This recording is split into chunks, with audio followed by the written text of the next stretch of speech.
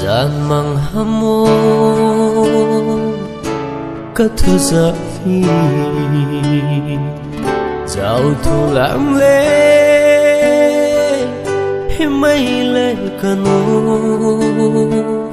thôn go hamo cả số mãi lòng hi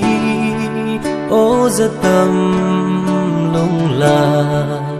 gil tùy băng adab me ô đã vang lại ni xuân vang ở trong nghe đã ba mai nghe hú xin rằng đi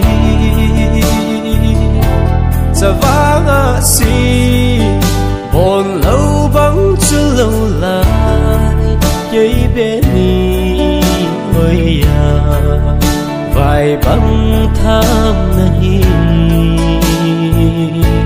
đã sẽ nắng coi a cập cập mê happy dấu lâu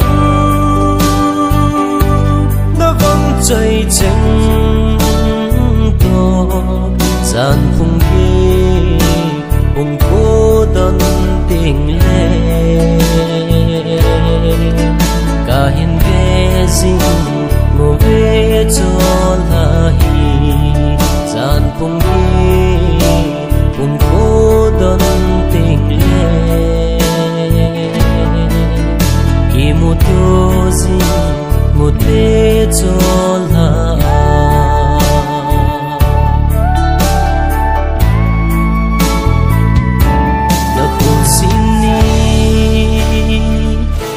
tôi đi ngồi riêng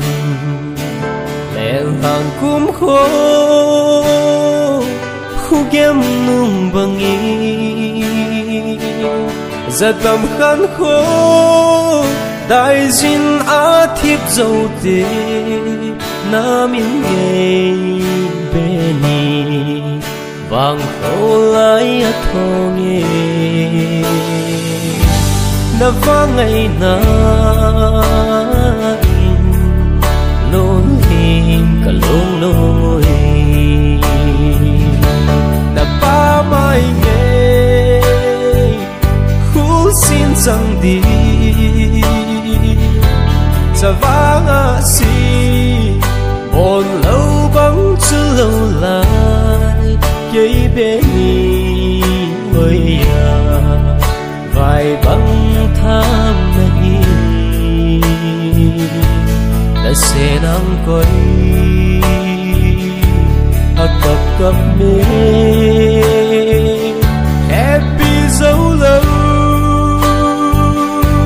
nó vẫn chạy chân